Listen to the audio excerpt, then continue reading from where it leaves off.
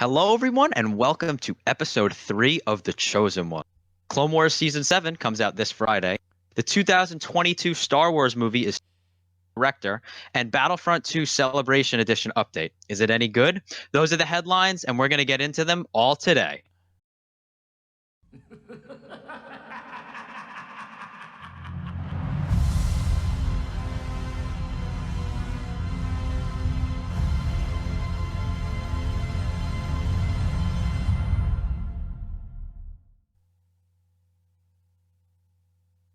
All right, everyone. As always, I'm your host, Jason, joined by my co-host, Leo. Yo, what's up, everybody? It's me, Leo, aka supermechguy. What's going on? And Captain. Ahoy, hoy, hoy, hoy. All right, so guys, I mean, the big topic that we have, the title of the video, the main thing that we're going to be discussing today is, of course, this Friday. Today's Monday. This Friday, we are getting the first episode of Season 7 of the Clone Wars. I mean, this is something that Disney announced early last year. When Disney bought the company, they moved into creating Rebels, and, they phased out the Clone Wars. Of course, we had the Clone Wars Season 7, just the not crappy animation, but the original animation with the voice acting. I actually have not went through and watched that. I can't really tolerate the not fully animated. It kind of makes my OCD hurt. But it messes with so yeah, we're finally getting Clone Wars Season 7. Clone Wars has been saved, and Dave Filoni obviously coming back. From the trailers, we've seen a few things. Ahsoka's back. Obviously, Darth Maul and Ahsoka are going to have that ultimate showdown that was foreshadowed in Star Wars Rebels.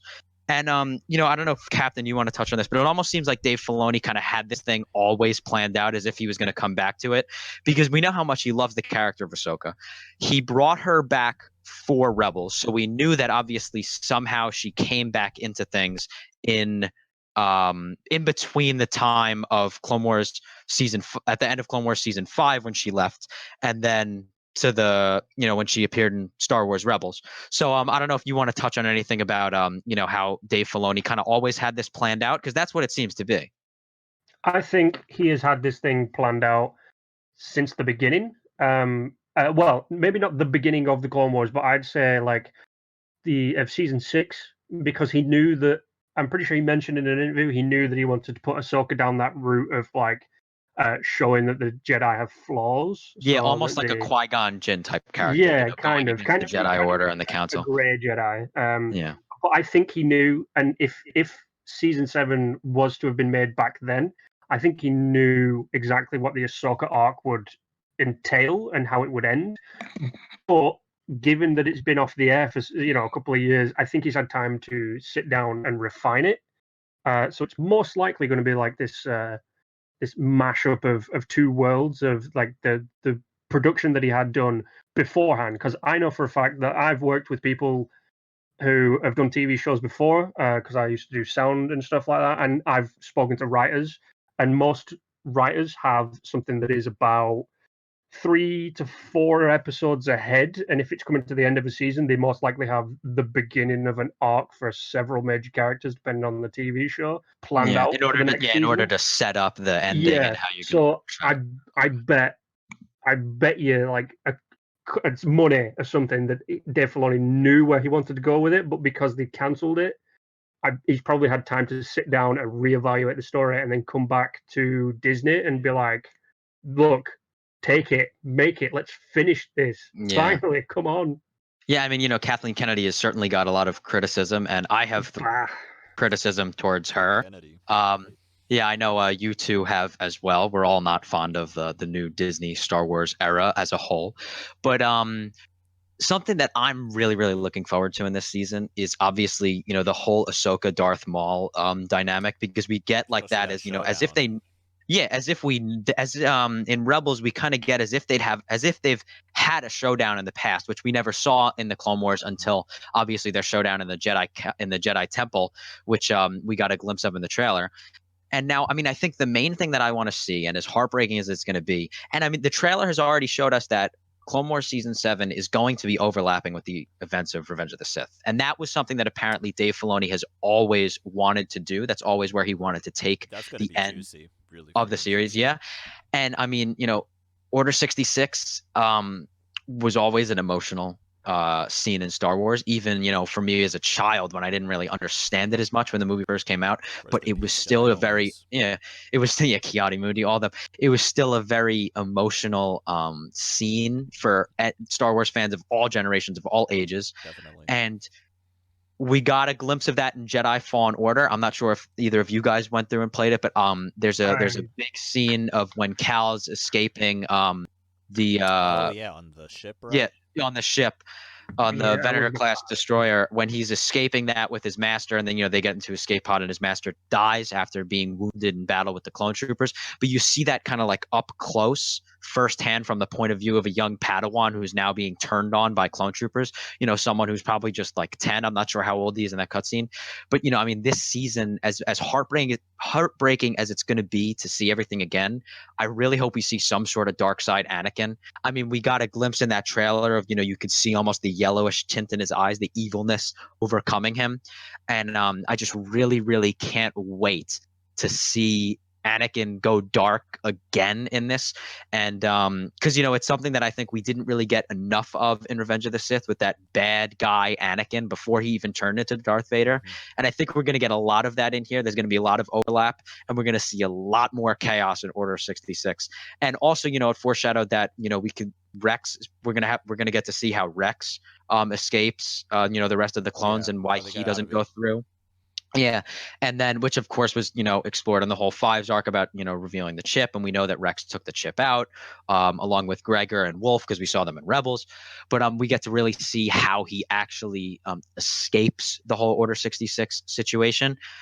And then we're gonna get a look at also, and I think one of my main predictions is that somehow Ahsoka is seeing a vision of Order 66, and somehow she's going to prevent it. And then that's when she goes to the Jedi Temple and goes and sees Maul. That's my prediction as to how it's going to go. I mean, obviously, I'm no psychic. I really have no idea. And, we're just three random people filming a podcast who know nothing about what's actually going to happen. Could be a Jedi vision you got, man. Could be. It could be a Jedi vision. And so yeah, I don't know, Leo, is there any specific hopes or predictions that you have for the series that you want to touch on? I want to bring it back to what you were saying about seeing kind of a little bit of the purge happening. Order 66 happening once again. Yeah, it's going to be a really difficult moment to process. Yeah, like, hey, Jedi are going to go down, and it's going to be ugly, right? But I think it's important to see it again, to see different perspectives of it. I mean, yeah, kind of going to be the same characters, Obi-Wan and Anakin, right? But this time we're seeing it in a different form, an animated form, right? I mean, we have seen, I guess, if you want to call like the video game an animated adaptation of Order 66, kind of, right, along those lines. But now we're going to see it like in a TV show with animation now, which I think is a cool deal. And also, what's the name of that clone force, the Bad Batch? I love those games. Oh, that's the only thing I'm looking forward to. One of them is like a straight up Rambo clone, and I love it. I love Rambo. Well, see, that's it. Yeah, so do I. It's one thing that it's kind of like in how we got the briefest of glimpse of Gregor's squad from we got the clone commandos, like we had the briefest vision of them in the actual Clone Wars TV show, and finally they're bringing more clone oriented story stuff into it, especially with the Bad Batch, which we know with like clones like 99 kind of shunned against because the defects. The Bad Batch are all a different type of reject, where they're clones designed specifically to have bad personalities and stuff like that. They are genetically engineered to develop differently to your basic standard clone. So I don't know why they're called the Bad Batch, because they're not clones that have grown wrong, but the Bad Batch are like the big heavy guy. He was developed to be a big heavy guy. The skinny little sniper guy was designed to be a very smart skinny sniper guy. It's like they weren't engineered to just be clones. They were purposefully given these traits, and it's something. Yeah, it's something that I wanted to see for a long time, because I love like all the different types of the clones. Are the one thing that I immediately love, to the point where I would wholeheartedly, like, I'm part of the 501st. But I'm only part of the 501st for the Rebels and the clones. I don't do any of the Empire stuff. And finally getting to see like more developed like clones outside of like Five's Echo and all your basic standard clones. We actually get to see people that go against the whole basic army of the Republic with this Bad Batch is going to be amazing because they're so funky. Yeah. Something that I just want to quickly touch on before we move into our next topic is, Leo, you were talking about now we're seeing this from the perspective of a TV show rather than in the movie. Something that the movies present is there's always a lot of different plot points going on at the same time, and you can't really spend too much time on one specific thing. Like I believe, and I'm not 100% sure on this, but like the encounter between Palpatine and Anakin when they're watching, the space opera, the weird like water things, when he tells them about the tragedy of Darth Plagueis the Wise. I'm pretty sure that is the longest like single scene in all of Star Wars, like without being like cut away to a different scene. I'm not sure how long it runs on, but I'm pretty sure that is the longest thing that we've gotten, and that's only a few minutes. And so, Order 66, we got, that little couple minute long montage. But I mean, the thing with what they can do with this animated TV show is, especially because the Clone Wars is so centered towards, the prequel universe, and Order 66 is such a big part of the bridge between the prequels and the original trilogy and the formation of the First Galactic Empire. It all bridges off from that big moment right there. Yeah. And then now that you have a TV show, you can almost go into all of Order 66 in one episode. I mean, you can have a 22-minute episode on Disney Plus that's just a montage of different Jedi and how they fell in Order 66. So many Jedi on the Jedi Council, and that we've seen in the Clone Wars that we never know the end of. Maybe Shaak Ti will get killed for a fourth time because she was killed three separate times. She was killed 3 separate times in the deleted scenes of Revenge of the Sith, which I still find to be absolutely hilarious. I mean, she's killed by Grievous once, and then I think she's killed by Anakin twice. I know she's killed by Anakin at least once and Grievous once. I don't remember exactly how the third time happened, but she's killed 3 times in deleted scenes. So maybe she'll get killed a 4th time and whatnot, because we do see a little bit of her in the Clone Wars. She was an intricate part of that whole Fives arc of, just realizing the Order 66 inhibitor chip in the clone's brains when she was on Kamino. But yeah, so I mean, I think there's a lot of things that we're all looking forward to, and this TV show this season, which I'm upset that it's going to be the last season, but hey, at least we're getting something. That's right. At least we're getting it, man. It could be canceled. It could be a lot worse. Yeah, it could have. We could have never got anything again, and it could have off cliffhanger with that, like that 3-episode long Yoda arc at the end of season 3. Where he goes to Dagobah and talks to Qui-Gon and whatnot. And and I also think that this series is this ending is probably going to set up for the Cassian Andor series and the Kenobi series that the live action series that they're bringing to Disney Plus with both over the next 2 years, because knowing how Disney does things, they're going to try to set stuff up, just like how we saw in the last episode of The Mandalorian, which I, being the crazy Star Wars fan that I am, that episode 7 of The Mandalorian came out on the Wednesday, the day before I went to go see The Rise of Skywalker on Thursday, the first premiere, the first showings of The Rise of Skywalker.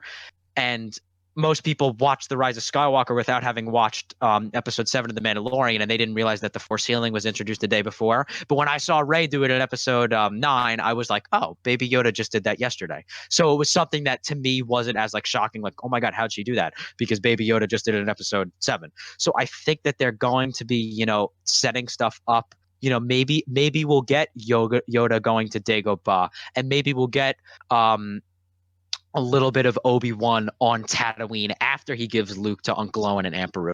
Who knows? Maybe maybe they'll go a little bit into the future, and the last shot will involve a little bit of an older Obi-Wan, kind of in the middle between A New Hope and Revenge of the Sith, and maybe same thing with Yoda. But we'll see. Those are all just predictions. We really have no clue other than what we've seen in the trailer. But one can only hope, right? That's what Star Wars is all about. It's all about hope. So now we're gonna move on into our next topic, which is it has been announced by Disney that we're getting a new trilogy that's going to have movies being Merchandise. released being released in 2022, 2024, and 2026. All right. Boo. It was previously confirmed that Rian Johnson was writing and directing his own trilogy, which is, as much as I don't like The Last Jedi, I think if he started his own story, he'd be able to write a fantastic trilogy. So I'm not gonna be upset until I see the movie and see how it is. But so it's been confirmed that he's getting a trilogy. Benioff and Weiss, the Game of Thrones writers, they got their own trilogy. Now we know that they backed out of it.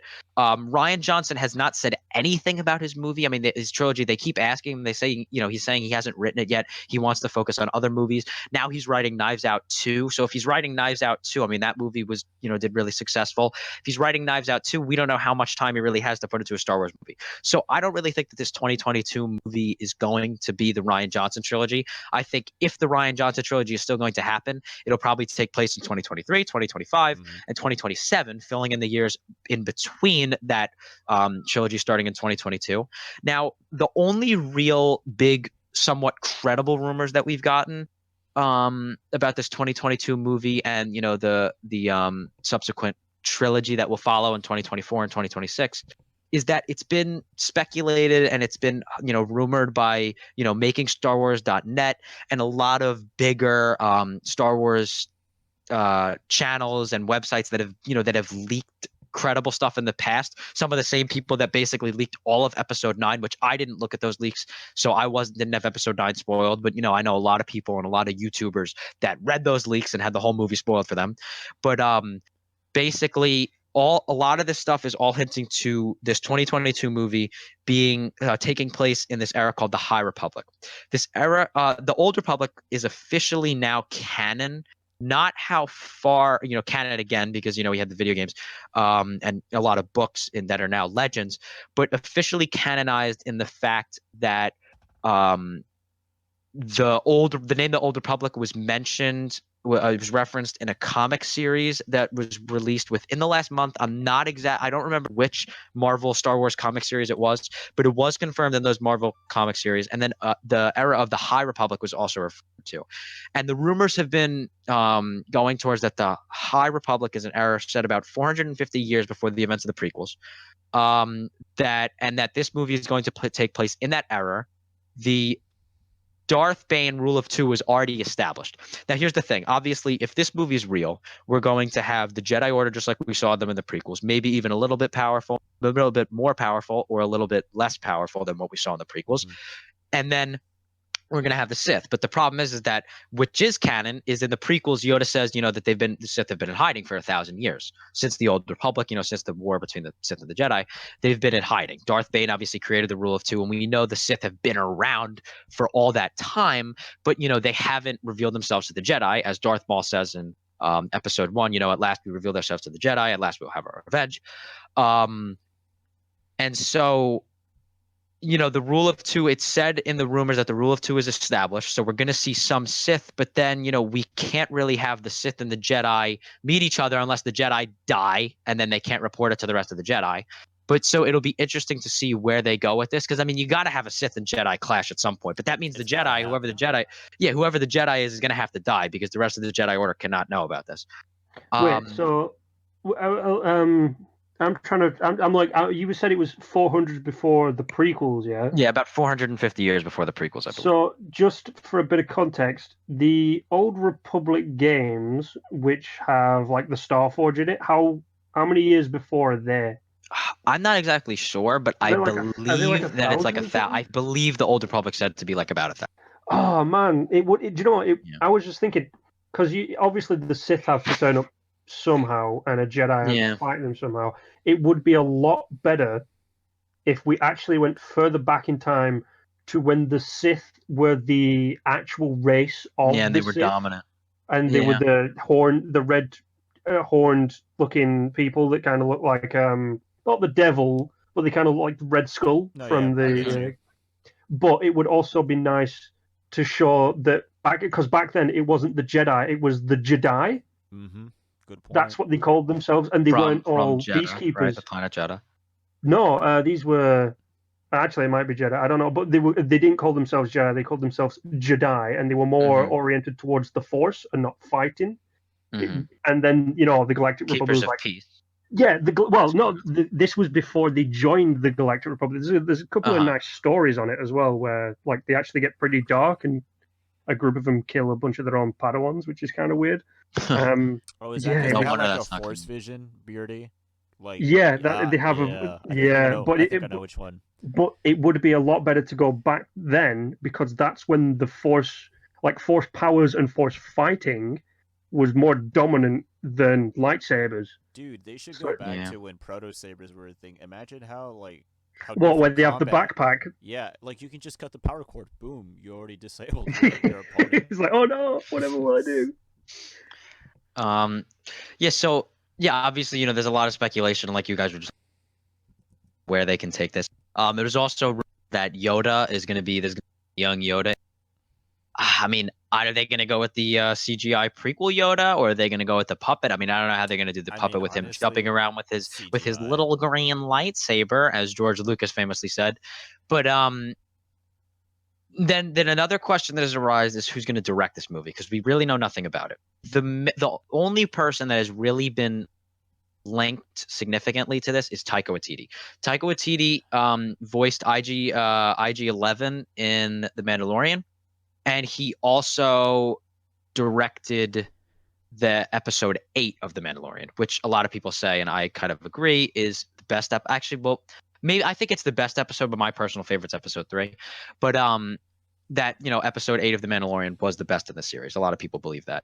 And I mean, Taika Waititi, he's a very a lot of comedy in his movies, and a lot of people are saying that he'd be a very good choice to direct this movie. Other people that have been linked, or that there's been this big rumor going around that I think has been virtually debunked, that George Lucas reportedly wants back in Star Wars and wants all creative power. I mean, I would really love it. I just want them to give him some sort of movie. I mean, if they have him just go complete ape shit on some random crazy Old Republic stuff, creating all new characters and everything, I just give it to George Lucas. I don't really care. Isn't it funny how let him just do whatever he wants? And then also this, because we reported that Kevin Feige is going to be involved in Star Wars, the head of Marvel. So this could also be his movie. He could be producing it. He could have some say in this movie. I'd personally love to see George Lucas doing it. I'd be perfectly fine with Taika Waititi as well. Captain, you were just saying something. I'm sorry I cut you off. What were you saying? Well, it's quite funny that George Lucas wants back on, kind of how in the most recent Star Wars, the Emperor came back. Is George Lucas going to rock up to Disney headquarters attached to a giant apparatus and shoot force lightning at people and just be like, "It's mine again," and then someone's going to be like, "But the Force is female." It's like, and just melt them all away. Dude, it's if you pay attention about some older videos. They never gave George the chance to finish off the Jar Jar arc. Jar Jar is the key to all this. Yeah. Jar Jar is the key to all this. We could have the birth of Jar. Episode the 2022 could they'd call it like episode 1 because it'd be a new trilogy or whatever. They'd say the birth of Jar Jar, episode 1. Dude, I'm not kidding it would start in all the going to be the birth of Jar Jar. There's this Star Wars comic where I think Jar Jar is being protected by some clone troopers. Captain Shiva, I don't know if you've seen it before. Essentially, Jar Jar gets a hold of a lightsaber, and he goes batshit insane with it, and he kills a bunch of Separatist droids. And then the clone commander looks at him like, what the hell just happened? Jar Jar did not do that. And then Jar Jar's like, oh, I'm sorry. Misa. I've seen the picture of him holding the lightsaber. But my favorite Jar Jar story is the one where Jar Jar realizes what he's done by giving power to the Emperor, so he goes back to Naboo and kills himself. That is a story. And they're also saying there's also been a lot of rumors that he may be a which I would be honest, I would as kind of an elder Jar Jar. They said he has a beard. I don't know. I think it's probably completely made up because we know that I know how. He may be like an elder Jar Jar, more wiser Jar Jar. Okay. But apparently the rumors have been that he's in the Obi-Wan Kenobi series, not as a main character, but he'll just appear, probably for half an episode or whatever. And Obi-Wan, Obi-Wan bumps into him, and basically Jar Jar, he's not like he was in the prequels. It's kind of like I mean, we see how Yoda in the original trilogy was, crazy Yoda, Yeah. and then he turns immediately into like the wise Yoda, because he was portraying himself as incompetent to Luke to, test his patience, because Yoda's just a pure genius. But so that, like, I mean, Jar Jar could have been doing the same thing. He could have been acting as this crazy bumbling idiot because he's really the Sith Lord who gave Palpatine all the power. We have no idea. That will always, that will always be a mystery. So many people talk down on my boy Jar Jar. All I'm saying is give him a chance. Let's just not go near a Jar Jar arc. Yeah, let's keep Jar Jar out of this. To be honest, it would be better to see a movie go towards either the fall of the Old Republic, or like just because we've got the Star Wars Online game that does with that, so we have a lot of planets and backstory and all that kind of stuff. But it'd be better to go that way and tell how like the story of all this not began, but like tell us a different the origin story of it, where it's more like an actual proper war, because everyone's fighting each other and planets are being fought over, instead of like, I'm Luke and I'm here to fight my dad, or I'm Rey and I'm here to have every power in the goddamn universe. But before we move on to the next topic, I just want to quickly address this. I just thought of this while you were talking, Captain, and I think something that would be a very cool idea as kind of an origin story of Star Wars, that could even be a one-off movie. Maybe even a one-off movie released on Disney Plus. Who knows? I still like the theatrical experience of Star Wars. I don't want them to ever release movies on Disney Plus. I just think that ruins the whole experience of Star Wars. You go to the movies for Star Wars. Not just sit on your couch and watch a brand new text scroll. It just doesn't feel right. You know what, Jason? I just don't like how there's so many streaming services. I'm just gonna say it. Yeah, that is true. That's an issue that could be covered in a 10-hour-long podcast. But something that I just thought of that would be pretty sick is if we know that George Lucas has said that the whole story of Star Wars, the reason why it's a long time ago in a galaxy, is being told from the point of view of this mystical being called the Wills, right? Like this whole story is really being told from the point of view of the Wills, and that was the original. The original Star Wars was called Journal of the Wills when George Lucas first wrote about it.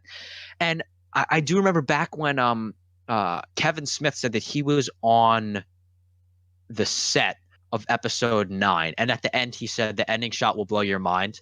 The first thing that came to my mind before I thought of, it's probably all the Jedi Force ghosts, which I still wish we would have got instead of just Luke and Leia. I will admit the first thing that came to my mind was, oh my God, maybe it's like almost pans out in a way and you see that everything's really being told between like these mystical beings called the Wills. I don't know how they would have done that, but I just thought that maybe that would have been the direction they were going, because that would essentially wrap everything up exactly how George Lucas set out to do it, and it started with the Journal of the Wills.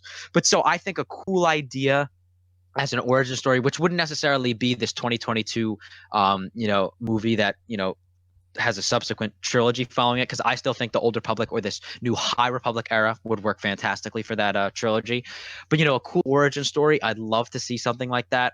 And I don't know. I mean, it sounds a little crazy and off the wall, but I think that'd be something that'd be pretty cool. And just quickly before we move into the discussion on Battlefront 2, I just want to ask each of you if you could pick one person to write and direct the 2022 Star Wars movie and the subsequent trilogy. Actually, no, not direct all three movies of the trilogy, but to direct the 2022 movie, set up a brand new trilogy in the Old Republic or the High Republic, whatever you want. Who do you want the director to be? Captain. We'll start with Leo. Oh, okay. I'll go first then. Does it have to be one person, or can I have multiple choice here? Stick with one person. You got to narrow it down. Okay. You're the executive at Disney. You're making the decision. All right. I want Christopher Nolan. Really? That's what I want. All right. That's what I want. Captain, what about you? I have no idea because I don't know directors. All right. I'm just gonna call it a day, man. I'm gonna say George Lucas. I know it's cliche. I just absolutely the guy. I mean, he gave me most of my childhood. So there we go. I'll say George Lucas. I'm with you on that one. All right, what? Just real quick, whoever did Buckaroo Banzai, that's who I want to do it. There we go. And if nobody has any idea what Buckaroo Banzai is, go watch Buckaroo Banzai. Yeah, I don't really know what that is. I'll have to look into it after the show. But all right, so our final topic of the day is Battlefront 2.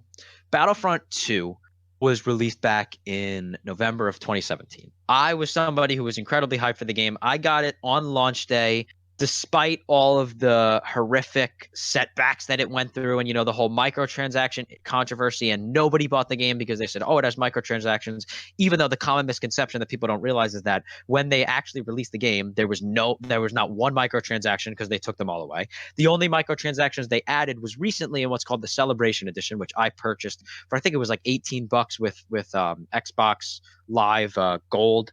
So I spent the $18. It gives you basically every single possible skin. You can customize to basically every single not Stormtrooper, Clone Trooper, Legion, every single outfit for all of the heroes. So a lot of customization, very cool, very cool DLC pack. But it gives you no tactical advantage in the game like they originally did. And I mean, the game, in my opinion, gets such a bad rap because I've played it since the beginning and I've absolutely loved it. And I'm even still playing it like I just played it earlier today. I mean, it's a game that now it's well into its second full full year. It'll be 3 years of since its release this November. It's been around for almost 2.5 years. And I mean, I'm still playing the game, and there's still a lot of people playing the game. I mean, they released the game. A lot of people criticized the game for not having enough content and whatnot. Then they completely turned everyone's expectations on their head. They kept releasing DLCs. DICE did a fantastic job. The DLCs were all completely free too, which that's what got a lot of more people hooked onto the game. I mean, there was points where you could go to Best Buy and buy the game for $10. So a lot of people got that. The sales actually increased a lot, like about a year after its release. They added the Geonosis update, a lot more prequel stuff, the Clone Troopers customization. They added brand new heroes. Jason, you know what I gotta say to all of that? What? 2 letters. EA.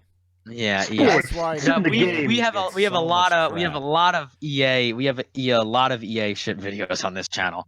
That's for sure. But I will give, I don't give them as much credit as I give DICE, the development team, because DICE got a lot of criticism, but they are very fan friendly. They respond to, the lead developers at DICE respond to like basically every fan tweet at them about ideas in the game. They say, oh yeah, we'll try this. And some of them have actually been implemented. I mean, like the Obi-Wan and Anakin, that was both requested by, hundreds of fans, and they said they'd look into it. They released that. Finn, since the game, they've released Finn, Phasma, a ton of new maps, new game modes like the Geonosis map, the new game mode Capital Supremacy, which is just completely amazing. I was just playing it today. I mean, some of those matches can take up to 2 hours going back and forth. It's incredible. I mean, it gives you the feel of the original Battlefront 2. The game is nothing like the original Battlefront 2. I will not put it in the same conversation. The original Battlefront 2 is one of my favorite games of all time, but this game does, like the game mode like Capital Supremacy does give it this, a very similar feel to that. But the game, it just improves so much. The Celebration Edition is a completely great DLC edition that gives you no tactical advantage, so people can't criticize them for that.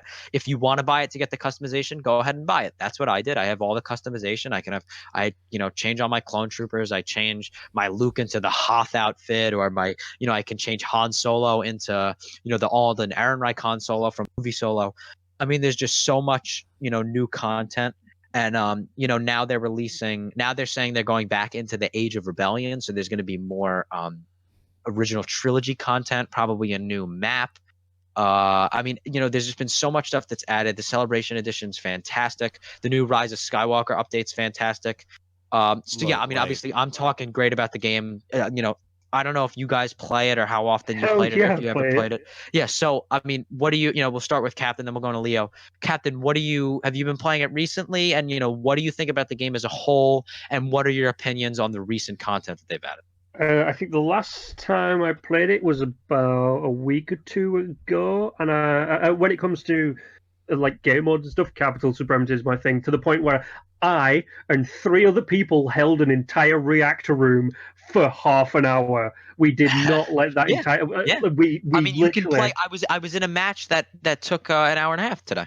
Oh it's great when people. I will say this: there are quite a lot of people who play the game who are just like, "Oh my god, I gotta kill people." It's like, no, that's not how you play the game. Watch the objective. But like the DLC I don't know how much it was England money, because I'm England. I don't know how many it was in pounds sterling. I think it was like 14 or something. Some pounds. I didn't get it because I don't really need it. I've had the game for a while, so I've pretty much got all of it.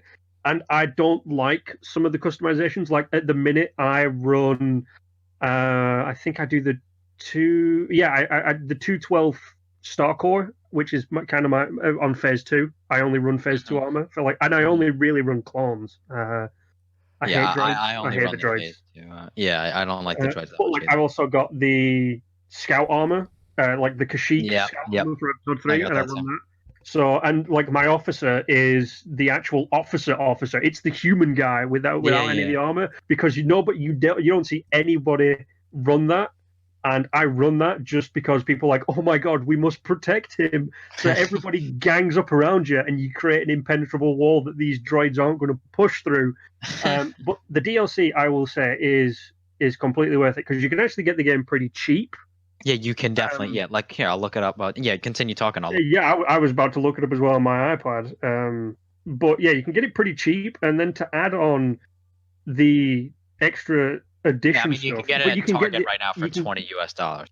Yeah, and too much for me, you can. How much is it? Well, it's like to EA anything. You can buy it as an actual. So the Celebration Edition you can actually buy as a thing now. Yes, you can buy it as a thing and get the DLC, which makes sense to get it included. I of course purchased the deluxe edition for $80 back when the game came out. Well, I can see one here going for £20, which is probably about $25. I think I don't know the conversion. Yeah, I don't know the conversion either. Just so you guys know, we are in 3 separate time zones. That's right. So right now we're all recording this at we're all recording this at 3 separate times of the day. Captain is in the middle of the night over there. Oh yeah, it's almost Britain. 3 in the morning. I'm at around 10. I'm at around 10 o'clock right now, and then Leo's out on the West Coast in California. Sitting in the 81-degree weather while I'm freezing here with wind chill down to like 15 degrees here on Long Island. But it's definitely. It's a game I've always loved. I never got it, and then was like, oh, this game's boring. Even when there was nothing in it, I was still like, right, let's just spam this one game mode. And then, the day when I realized that the people, even though it's EA, the day I realized they started giving a crap about the stuff they put into the game was when they added in not only the ARC Trooper, but the Clone Commando. Yeah. As soon as those 2 things dropped down, they became my only main. And then I used the Clone Commando and the as soon as I learned how to dominate as the ARC Trooper, there was not a single point on that map I would not give up without a fight. I was throwing Darth Maul could turn up on Camino, and I'd be like, "Listen, mate, I know every place to throw this little droid stopping pulse device that knocks people over that can send you flying off this edge. Bring it." And I never used to 1v1 anybody. 1v1 me, bruh, right now. I never used to 1v1 any type of hero, because it's just pointless. It's very rare that you'll be able to defeat a Jedi or a Sith or anything like that. And then when the ARC Trooper was put in, I was just like, oh, what's that, Darth Maul? Bye. So Sidious, bye. Anybody? Bye. Yeah. And I realized that they started caring about the game. So I got more invested in it. And now that there's things like BB-8 and stuff in it, which is a little weird, but it is weird because you're a tiny little ball who's going to hit you. And they have such a small hitbox. Very exactly. So it's kind of, but this is the thing, right? So the way it always goes is they release a new character. The new character is extremely broken. Yep, and then they fix the character really quickly, and then everything's balanced again. And then everything's kind of balanced. And there are still some broken stuff. On purpose. Wink, wink. Yeah, maybe just to get everybody in. But I've never found fault with this game. I don't do any. Like I say, I only stick to Clone Wars, but I do like some of the Imperial era. So I don't know. I don't know. It's a good game. I would recommend getting it, but I don't know. Taco, whatever. What do you think? Well, here's my 2 cents on this. My real talk going down. I don't have the game. I played it at a friend's house a little bit with him. I played it on his 50-inch 4K HD TV. It looked really, really good. I'm not gonna lie. What's that engine they're using? Frostbite, right? Frostbite is quite possibly one of the best engines I've seen when it comes to graphics fidelity. I'll right up there with CryEngine and the Unreal Engine. Obviously, those are the big heavy hitters of the industry right now. If you're in the indie scene, Unity, obviously, but we're not talking about that. I think at certain points, the game is fun. I do like playing as the different droids, as the different troopers and stuff like that. But at the end of the day, you know, I'm always going back to the fact that it is being funded by EA Games. And EA Games recently, you know, I don't know if you guys have heard about this, but they're kind of copyright striking people down right now, talking about, I think, Yeah. some Star Wars stuff, I think, you know, ironically, or so that just doesn't sit well with me at all. You know, I just can't give my money to a company like that. And you know, with the whole Battlefield 5 thing that went down a couple of years ago, and the way Yeah. they I mean, I handled can't that, blame you. I gotta say. like, I know I shouldn't be judging, you know, that much because of all that, you know, previous stuff that happened. But to me, that's just where I stand on it. You know, I really wouldn't buy the game in that aspect until I see different changes from EA. And, you know, recently, EA still hasn't changed at all. And judging by these copyright strikes, they're just getting worse and worse. That's my 2 cents on Yeah. it, fellas. I mean, I'm not really a big fan of EA. I have videos on the channel kind of ripping EA to shreds, but I will give them credit where credit's due. I mean, I still go out and buy Madden every single year for virtually my entire life. I give them my money for Madden every year, and Madden is the same game every year, but hey, it's new players and you got to get the new Madden, the new Ultimate Team or whatever. It's all about the competitive aspect for me. But something that I will give them credit for is how they've improved Battlefront 2. But like I said, that mainly falls on DICE, the development team, and what they've done and how their outreach to fans, listening to the fans and whatnot. But the other thing I'll give EA credit for is, you know, fans said we want a real story, not what we got in Battlefront 2, you know, the crappy little story with Iden Versio. We want a real, full narrative Star Wars game that's not based around online play and multi-transactions.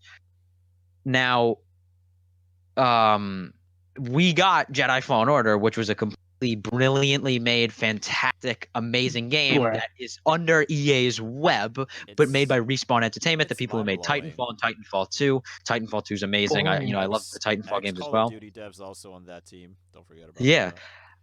I mean, the Respawn team did amazing. I mean, and you know, everybody wants basically to it. So we're gonna have to wrap this up right now, but yeah, I just wanted to say that I completely agree with you, Leo, about all the criticisms of EA. They're like a big money laundering company at this point. I mean, they just want to bring in money as much as they can. Money. But yeah, like I said, I mean, what they've done, but both of those, what I'm giving them credit for is stuff that's not their direct doing, because it has something to do with DICE, because they're the ones making Battlefront 2 and developing, you know, all the new content. And then Respawn's the one who developed, you know, the brand new narrative story. So that's not even necessarily crediting EA, but, you know, the people that are under their web. And they've wanted to shut down DICE at times, and they've wanted to shut down Respawn, just as because they keep buying out small development companies and then completely shutting them down. And they were going to shut down Respawn, and then Respawn, you know, they said they wanted to make this game. And also, you know, there was a Darth Maul game that was being made that they bought out that company and completely shut it down, because they have the Star Wars license. And then they bought out a company. They were making another narrative Star Wars game. I can't remember the name of it or whatever. It was pretty far into development. You know, they had interviews with the developers and some gameplay footage that was scrapped when EA, you know, took over them and said, you know, we're canning this. I mean, they gave us Jedi Fallen Order. They've done good things with Battlefront 2, but, you know, there's still a lot of, you know, is a lot of criticisms that I completely agree with you, Leo, on, you know, in regards to EA. But yeah, so, you know, those are our main topics for today. Today was a little bit on the side, but, you know, that's really all we have going for today's episode. And so, you know, just looking forward, each week we're going to be bringing you guys a review of that week's Clone Wars season 7 episode. So episode 1 of season 7 comes out this Friday. So in a week from today, next Monday, expect a review on that episode. So basically each episode of this podcast going forward, we're going to start off with the review of the previous Clone Wars season 7 episode, then talk about a little bit about what they're going to do in the next episode, and then we're going to go into one or two other Star Wars topics, you know, new Star Wars news that comes up during the week and whatnot, you know, things that, you know, we want to voice our opinions on. That's right. We'd like to thank you for joining us today. Please make sure that you subscribe to Game Domain and subscribe to Film Domain. Make sure you feel free to join our Discord. The link to that is in the description. Check out the previous 2 episodes of The Chosen Ones. The last one, we ranked our Star Wars movies, which was a pretty fun episode. I mean, it's 2 hours long. You don't have to watch the whole thing, but go check it out, listen Just for a give it few minutes. look-see. Give it a look. Yeah, everybody. put it on in the background. Leave a like or whatever. But yeah, we encourage you guys to comment on this video. Like, subscribe to Game Domain, give us any feedback, and so thank you everyone for joining, and we will see you next week. And enjoy the first episode of Clone Wars Season 7. See you guys next time. Dankeschön.